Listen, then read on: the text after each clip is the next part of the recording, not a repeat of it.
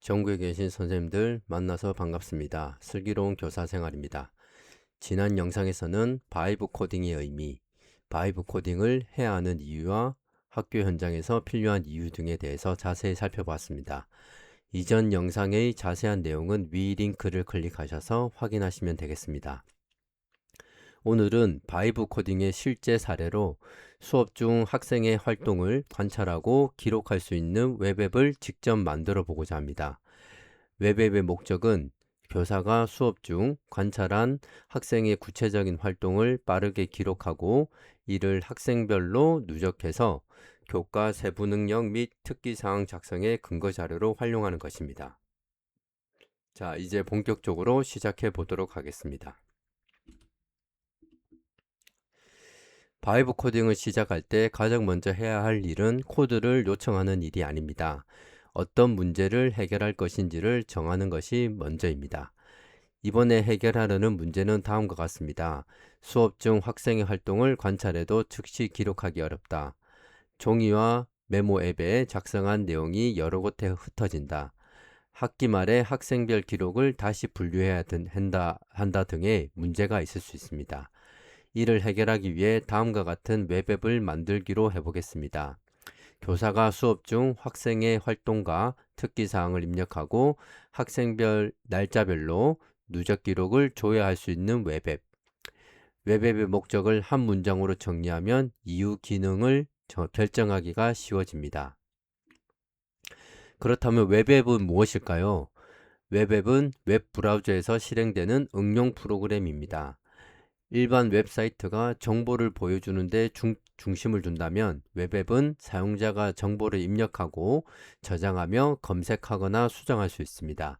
예를 들어 학교 홈페이지에서 공지사항을 읽는 것은 웹사이트 이용에 가깝습니다. 반면 학생 이름을 선택하고 관찰 내용을 입력해서 저장하는 것은 웹앱의 기능에 해당되겠습니다. 웹앱은 크롬, 엣지, 사파리 같은 웹 브라우저에서 실행할 수 있기 때문에 별도의 프로그램 설치 부담이 적습니다. 노트북, 태블릿, 스마트폰 등 다양한 기기에서도 사용할 수가 있겠습니다. 이번에 제작할 웹앱은 하나의 HTML 파일로 구성하도록 하겠습니다. 서버나 데이터베이스를 처음부터 연결하지 않고 입력한 내용을 브라우저에 저장하는 방식으로 시작해 보도록 하겠습니다. 웹앱의 기본 기능 정하기입니다. 인공지능에게 바로 코드를 요청하기 전에 반드시 필요한 기능을 먼저 정하게 됩니다. 이번 웹앱에서는 다음 기능을 포함해 보도록 하겠습니다. 관찰 입력 부분에서는 교사가 수업 중 관찰 내용을 입력하는 화면이 되겠습니다. 입력 항목은 날짜, 교과 또는 수업 영역, 학생 이름, 관찰 영역, 관찰 내용, 교사의 피드백 또는 후속 지도 내용입니다. 일별 관찰 일지입니다. 작성한 기록을 날짜별로 확인하는 화면이 되겠습니다. 최신 기록부터 보기, 날짜별 조회, 기록을 수정하거나 삭제하는 기능이 들어가겠습니다. 학생별 누적 기록은 학생 한 명을 선택하면 해당 학생의 기록을 모두 보여주는 화면이 되겠습니다. 학생별 기록을 조회하고 날짜 순으로 정렬하고 관찰 영역별 확인하고 학생별 기록을 내려받게 하는 기능이 들어가겠습니다. 수업 성찰은 학생 기록과 별도로 교사가 자신의 수업을 돌아볼 수 있는 화면이 되겠습니다. 잘된 점, 학생들이 어려워한 내용, 다음 수업에서 개선할 점, 추가 지도가 필요한 학생, 처음부터 기능을 너무 많이 넣으면 오류가 발생할 가능성이 커집니다. 첫 번째 버전에서는 입력, 저장, 조회 기능들을 중심으로 만들고 이후 수정과 다운로드 기능을 추가하는 것이 좋습니다. 관찰 영역입니다. 웹앱에서는 관찰 영역을 선택할 수 있도록 하면 기록을 나중에 분류하기가 쉽습니다. 다음과 같은 항목을 사용할 수 있겠습니다. 수업 태도, 개념 이해, 실습 수행, 문제 해결, 의사소통, 협업, 과제 수행, 진로 탐색, 기타 등이 있겠습니다. 학교와 교과 특성에 따라서 관찰 영역을 수정할 수도 있습니다. 예를 들어 프로그래밍 수업에서는 다음과 같이 구성할 수 있습니다. 알고리즘의 이해, 코드 작성, 오류 분석, 디버깅, 문제 해결, 코드 설명, 협업. 영상 수업에서는 화면과 같이 구성을 할 수도 있겠습니다. 웹앱의 장점은 교사가 자신의 교과와 수업 방식에 맞게 항목을 변경할 수 있다는 점입니다.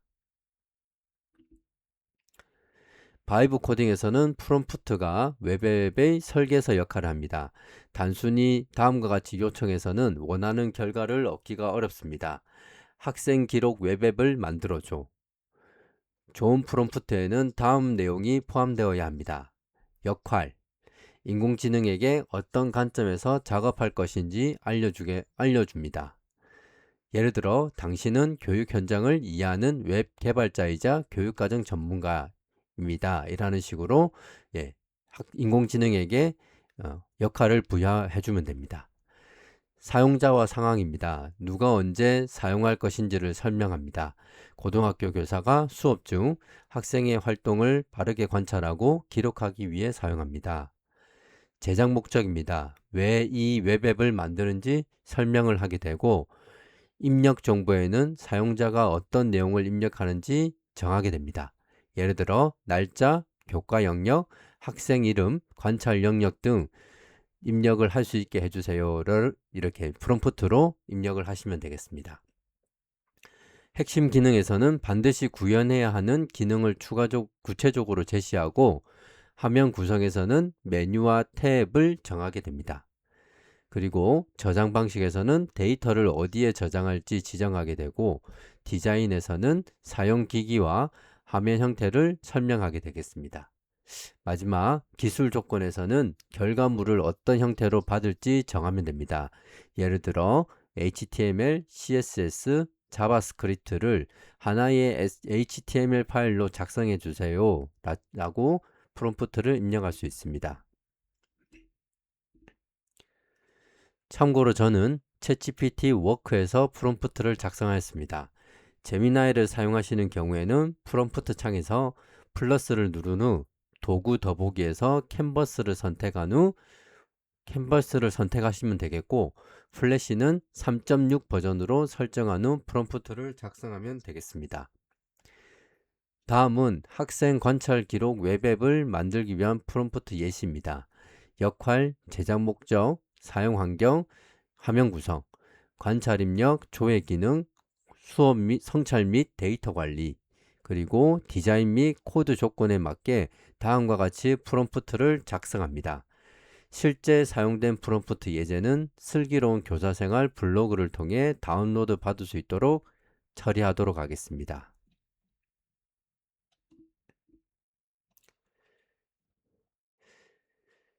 인공지능이 결과를 코드로 제공하는 경우에는 다음 순서로 실행할 수 있습니다.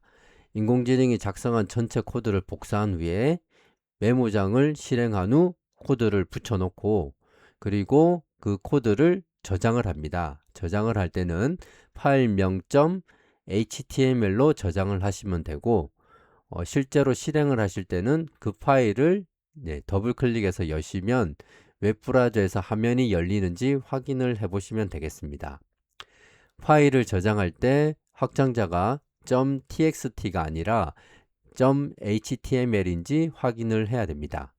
제가 챗GPT와 제미나이에서 실행했을 때는 코드뿐만 아니라 HTML 파일을 바로 다운로드 받을 수 있도록 결과가 제공됩니다. 다운로드 후에 HTML을 실행시키면 되겠습니다. 화면이 열리면 가상의 학생 이름을 사용해서 다음 기능을 시험을 해보면 됩니다. 관찰 기록이 저장되는지, 그리고 새로 고침 후 기록이 유지되는지, 그리고 학생별 기록이 나타나는지, 수정과 삭제가 정상적으로 작동하는지, 그리고 다운로드한 파일이 제대로 열리는지. 바이브 코딩에서는 첫 번째 결과물이 완성본이 아닙니다. 직접 사용하면서 불편한 점과 오류를 찾아내야 됩니다. 예를 들어 다음과 같은 문제가 발생할 수 있습니다. 학생 이름이 많아 선택하기 어렵다. 저장 버튼이 너무 작다. 모바일에서 입력창이 잘린다. 그리고 관찰 영역을 여러 개 선택할 수 없다 등 다양한 문제가 발생할 수 있습니다. 이러한 문제를 발견하였다면 코드를 직접 모두 수정하려고 하기보다는 인공지능에게 구체적으로 설명을 하면 됩니다. 지금부터는 제가 만든 1차 결과물을 한번 보여드리도록 하겠습니다.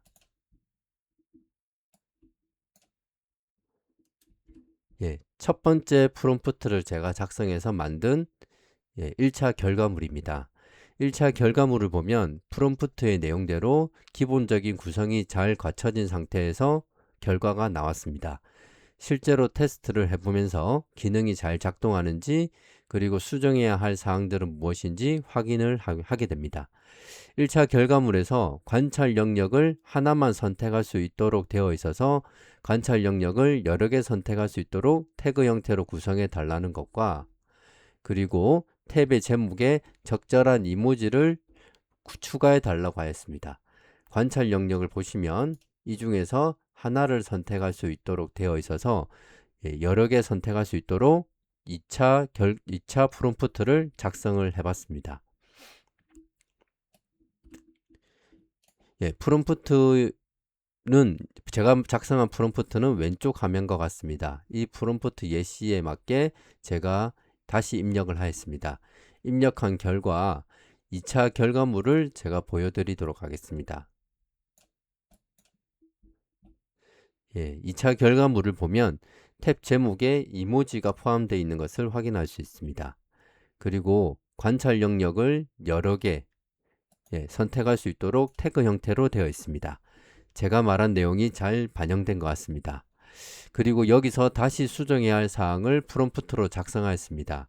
2차 결과물에서 플러스 기호, 태그 앞에 있는 플러스 기호를 저는 없애고 적절한 이모지를 넣어 달라고 하였습니다. 그리고 다음 장에서 설명할 관찰 내용을 작성할 때 도움 자료로 4가지 요소, 활동 또는 상황, 학생이 실제대로 수행한 내용, 행동, 그리고 활용한 지식, 기능 또는 역량, 그리고 행동의 결과나 변화를 포함시켜 달라고 하였습니다. 그리고 이 요소를 반영한 작성예도 함께 포함시켜 달라고 하였습니다. 이 결과를 바탕으로 3차 결과물을 보여드리도록 하겠습니다. 3차 결과물입니다. 관찰 영역을 보시면 플러스가 없어지고 이모지가 들어온 것을 확인할 수 있습니다. 그래픽적으로 깔끔해졌다는 좀 느낌이 듭니다. 그리고 교사가 관찰할 내용을 작성하는데 도움을 줄 수 있는 4가지 요소가 들어와 있습니다. 각 요소별로 어떤 내용들을 작성해야 되는지 간략하게 예시문이 나와 있습니다. 그리고 4가지 요소를 반영해서 작성한 예시 또한 포함되어 있습니다. 예시 아래 작성 틀 예시를 누르면 4가지 요소를 적용해서 쉽게 관찰 내용을 작성할 수 있습니다. 또한 예시 문장 넣기를 누르면 예시 문장을 보기와 같이 넣을 수도 있습니다. 이 결과물에서 다시 수정돼야 할 사항을 추가로 프롬프트에 작성해 나가면 되겠습니다. 웹앱을 만드는 것만큼 중요한 것이 무엇을 기록할 것인가입니다. 다음과 같은 기록은 구체성이 부족하게 되겠습니다. 수업에 열심히 참여함, 프로그래밍을 잘함. 이러한 문장은 학생이 어떤 상황에서 무엇을 했는지 알기 어렵습니다. 관찰 기록에는 다음 4가지 요소를 포함하는 것이 좋습니다. 활동 또는 상황, 학생이 실제로 수행한 행동, 그리고 활용한 지식, 기능 또는 역량, 행동의 결과나 변화. 예를 들어 다음과 같이 기록을 할 수도 있습니다. 이 4가지 기록 요소를 이제 구체적으로 기록한 예시가 되겠습니다. 이 기록에는 활동, 행동, 문제 해결 과정, 협업과 결과가 모두 포함되어 있습니다. 세특 작성과 관련된 자세한 사항은 이전의 영상인 위 링크를 클릭하셔서 확인하시면 되겠습니다. 이번 웹앱은 로컬 스토리지를 사용해 데이터를 저장하게 됩니다. 로컬 스토리지는 별도의 서버 없이 브라우저 안에서 데이터를 저장할 수 있어서 초보자가 사용하기에 편리합니다. 페이지를 새로 고쳐도 기록이 유지되는 장점이 있습니다. 하지만 다음과 같은 한계가 있습니다. 다른 컴퓨터에서는 기록을 확인할 수 없다. 다른 브라우저와 데이터가 공유되지 않는다. 브라우저 데이터를 삭제하면 기록이 사라질 수 있다. 시크릿 모드에서는 기록이 유지되지 않을 수 있다. 여러 교사가 동시에 사용하는 것은 어렵다. 등의 문제가 있을 수 있습니다. 따라서 중요한 기록은 정기적으로 JSON 또는 CSV 파일로 내려받아 백업을 하시면 되겠습니다. 여러 기기에서 사용하거나 여러 교사가 공동으로 이용하려면 주 구글 시트, 구글 앱스 스크립트 또는 별도의 데이터베이스를 연결하는 방식으로 확장할 수도 있습니다. 학생 관찰 기록에는 이름, 학번, 학습 상태와 같은 개인정보가 포함될 수 있습니다. 따라서 생성형 인공지능에게 코드를 요청할 때는 실제 학생 정보를 입력하지 않는 것이 좋습니다. 코드를 제작하고 실험할 때는 다음과 같은 가상 정보를 사용하면 되겠습니다. 학생 1, 김땡땡, 그리고 10101 대신 가상의 학번. 실제 학생 명단은 완성된 파일을 교사의 컴퓨터에서 직접 수정하는 것이 안전합니다. 또한 세특 문장 초안 기능을 추가할 경우에는 학생의 실제 기록이 외부 인공지능 서비스로 전송되는지 반드시 확인을 해야 합니다. 자, 마지막으로 이쯤에서 3차 결과물을 간단하게 시연을 해보도록 하겠습니다.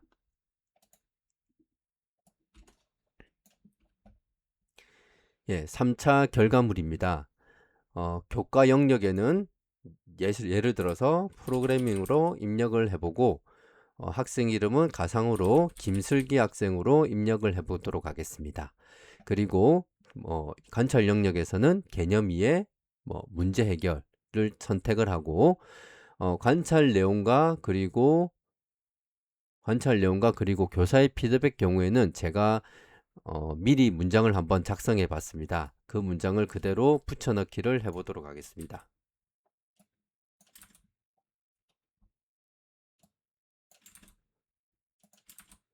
예, 프로그래밍 수업에서 가상으로 관찰한 결과와 그리고 교사의 피드백 내용을 입력을 해봤습니다. 그리고 관찰 기록 저장을 한번 눌러보겠습니다. 예, 눌러보면 일별 관찰 일지를 한번 눌러보시면 예, 방금 입력한 김슬기 학생에 대한 이런 관찰 내용이랑 그리고 피드백 후속 지도 내용이 나타나는 것을 확인할 수가 있습니다.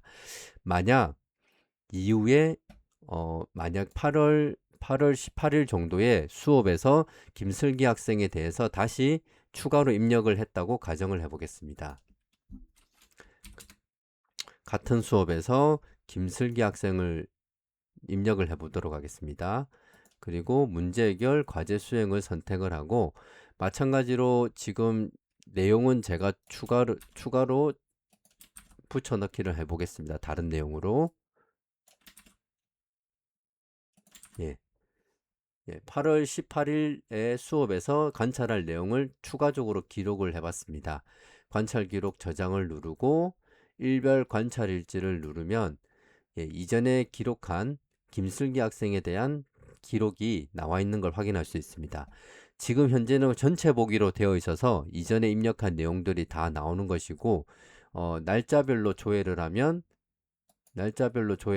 네, 오늘 작성한 이런 김슬기 학생에 대한 내용을 확인할 수도 있습니다. 그리고 세 번째 보면 학생별 누적 기록이 있는데 학생별 누적 기록을 보면 여러 가지 학생에 대해서 이제 관찰할 내용을 학생별로 선택해서 누적 기록을 확인할 수 있습니다. 예를 들어 김슬기 학생에 대해서 이 선택을 하게 되면 김슬기 학생에 대한 실제적인 제가 작성한 내용이 들어오게 되고 이 내용을 실제로 엑셀 파일로 내려받기나 그리고 PDF로 저장을 할 수도 있습니다. 그리고 마지막으로 수업 성찰 탭입니다. 수업 성찰은 실제 교사가 본인의 수업에서 전반적인 내용을 기록할 수 있는 기능이 되겠습니다.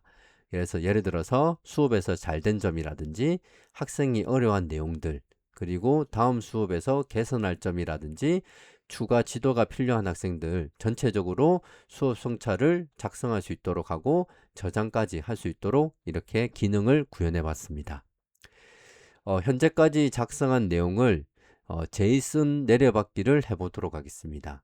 이 전체 데이터를 실제적으로 제이슨 내려받기를 하면 다른 컴퓨터에서도 사용을 할 수가 있습니다. 예, 내려받기를 하면 예, 다운로드 이제 폴더에 이 제이슨 파일로 저장된 것을 확인할 수 있습니다. 그리고 만약에 이 파일을 다른 컴퓨터에서 불러오기로 해서 이어 작성하는 것을 예로 들어 보겠습니다. 전체 데이터 삭제를 한번 눌러보면 여기 있는 전체 데이터 삭제를 한번 눌러보면 다른 컴퓨터의 경우에는 이런 김슬기 학생에 대한 입력 내용이 없습니다. 없기 때문에 이 방금 저장한 제이슨 파일을 불러오면 이전에 입력했던 데이터를 정상적으로 불러오는 것을 확인할 수 있습니다. 제이슨 파일을 불러오고 예, 다운로드 폴더에서 방금 저장한 파일을 불러오면 예, 제가 입력한 김슬기 학생의 데이터가 정상적으로 불러와지는 것을 확인할 수 있습니다. 그래서 선생님들께서는 이 상태에서 추가로 작성해 나가시고 다른 컴퓨터에서 작업을 해야 할 경우에는 제이슨 파일을 저장한 후에 불러오기를 하여 사용하시면 되겠습니다.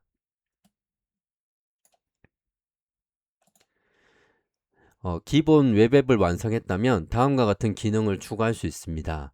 학생별 학생 명단 관리, 학생 이름 검색, 그리고 관찰 영역 복수 선택, 음성으로 관찰 내용 입력, 수행평가 결과 연계, 그리고 학생별 기록 통계 등의 다양한 기능을 추가해서 웹앱을 업그레이드 시킬 수 있습니다. 저는 방금 보여드린 3차 결과물에서 수행평가를 여기 웹앱에서 이제 처리할 수 있도록 한번 해볼 생각입니다. 자, 다만 기능을 한 번에 모두 추가하기보다는 실제로 사용하시면서 필요한 기능을 하나씩 확장하는 것이 좋습니다. 예, 바이브 코딩은 인공지능에게 한 번 요청하고 끝나는 작업이 아닙니다. 다음과 같은 과정을 반복하게 됩니다. 문제 발견, 기능 정리, 프롬프트 작성, 코드 생성, 실행과 점검, 오류와 불편 발견, 수정 요청, 다시 실행. 이 과정에서 교사는 단순히 코드를 전달받는 사람이 아닙니다. 무엇이 필요한지 결정하고 결과물이 수업에 적당한지 판단하며 더 나은 방향을 제시하는 설계자 역할을 하게 됩니다. 학생 관찰 기록 웹앱도 처음에는 간단한 저장 도구로 시작할 수 있습니다.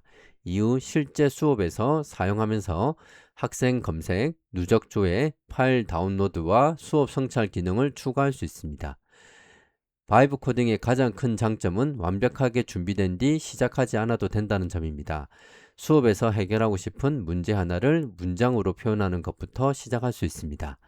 이번 영상의 주제와 같이 수업 중 학생의 활동을 빠르게 기록하고 싶다. 이 한 문장이 웹앱의 시작이 되고 교사의 아이디어가 실제 수업의 도구로 변할 수 있습니다. 이 영상이 학교 현장에서 업무를 효율적으로 처리하기 위해 많은 고민을 하시는 선생님들께 조금이나마 도움이 되었기를 바랍니다. 앞으로도 선생님들께 도움이 되는 유익한 컨텐츠로 찾아뵙겠습니다. 이제 2학기 개학이 다가옵니다. 남은 방학 알차게 보내시고 2학기에도 힘내시고 파이팅 하시기 바랍니다. 슬기로운 교사생활 많이 사랑해 주시고 구독과 좋아요 부탁드립니다.